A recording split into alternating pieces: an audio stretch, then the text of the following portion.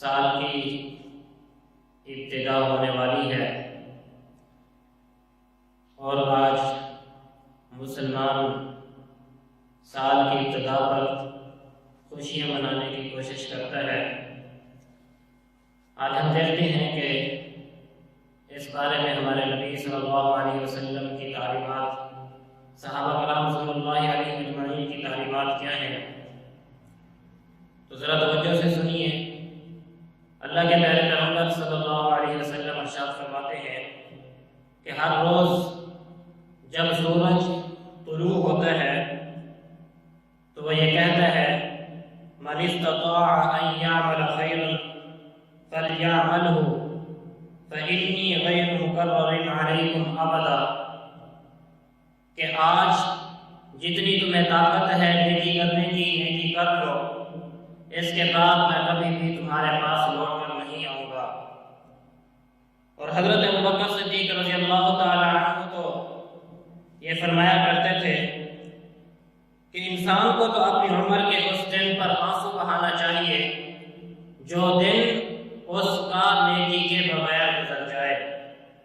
حضرت عبداللہ ابن مسعود رضی اللہ تعالی عنہ بڑے جلیل القدر صحابی ہیں، وہ فرمایا کرتے تھے میں اس دن سے زیادہ کسی چیز پر نادم نہیں ہوا جو میری عمر سے کم ہو گیا ہو۔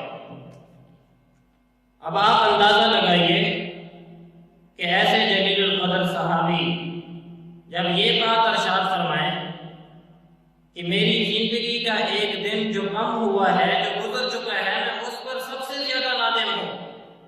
ہمارے شب و روز کو دیکھ لیجئے، دن اور رات کو دیکھ لیجئے، ماہ و سال کو دیکھ لیجئے، نیکیوں سے خالی نظر آتے ہیں، لیکن اس کے باوجود جب سال ختم ہوتا ہے، نیا سال شروع ہوتا ہے تو ہم خوشی مناتے ہیں۔ حالانکہ ہمیں افسوس کرنا چاہیے۔ ایک بزرگوں کا واقعہ لکھا ہے کہ وہ ایک مرتبہ کسی اللہ والے سے ملاقات کے لیے تشریف لے جا رہے تھے۔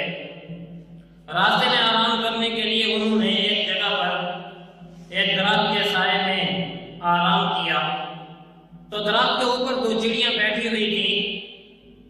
اللہ رب العزت نے انہیں سمجھنے کی صلاحیت عطا فرمائی تو انہوں نے سنا کہ وہ دونوں چڑیاں آپس میں گفتگو کر رہی ہیں اور کہہ رہی ہیں کہ فلاں بزرگ تو فوت ہو چکے ہیں۔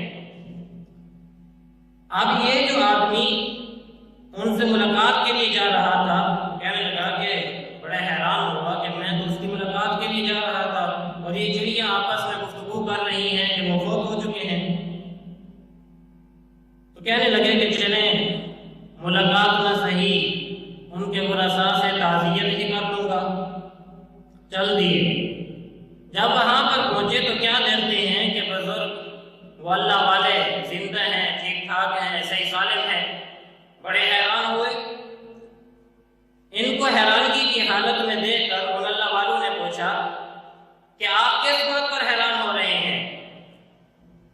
یہ کہنے لگے میں حیران اس لیے ہو رہا ہوں کہ راستے میں آ رہا تھا، ایک جگہ میں نے آرام کیا تو میں نے چڑیوں کی گفتگو سنی کہ واپس میں گفتگو کر رہی تھی کہ فلاں بزرگ جو ہیں وہ فوت ہو چکے ہیں اور وہ آپ کا ہی تذکرہ کر رہی تھی۔ تو اللہ والے کہنے لگے کہ ہاں ان کی بات صحیح تھی، جس وقت انہوں نے یہ بات کی میں اس وقت اللہ کی یاد سے غافل تھا۔ اسی لیے ہمارے بزرگ فرماتے ہیں ایک دم غافل 100 دم کافر۔ جو ایک لمحہ بھی اللہ کی یاد سے غفلت میں گزر گیا وہ ایسے ہی ہے جیسے مردہ حالت میں گزرا۔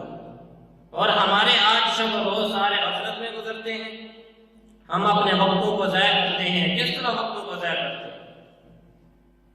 ایک فرانسیسی ادیب وولٹائر نے اپنی کتاب زیڈک میں سوال جواب کے انداز میں وقت کی اہمیت ہمیں سمجھائی ہے کہ میگی نے زیڈک سے سوال کیا کہ دنیا کی وہ کون سی چیز ہے جو سب سے زیادہ طویل ہے مگر سب سے زیادہ مختصر بھی ہے، اور وہ دنیا کی کون سی چیز ہے جو سب سے زیادہ تیز رفتار ہے مگر سب سے زیادہ سست بھی ہے؟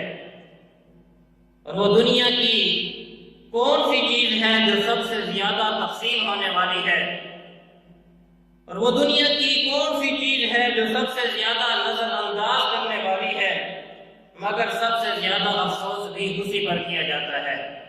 تو زیڈک نے کہا کہ وہ چیز وقت ہے کہ طویل بھی ہے اس شخص کے لیے جو کسی کی انتظار میں ہو، اور تیز رفتار بھی ہے اس شخص کے لیے جس کے پاس خوشی کے لمحات ہوں۔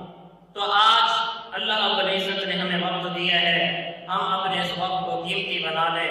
اسی لیے اللہ کے پیارے پیغمبر صلی اللہ علیہ وسلم نے ارشاد فرمایا کہ فراغت کو مشغولیت سے پہلے غنیمت سمجھ لو۔ آج اللہ رب العزت نے ہمیں موقع عطا فرمایا ہے، ہم اپنی اصلاح کریں اور اپنے آپ کو اللہ کے ذکر میں لگائیں۔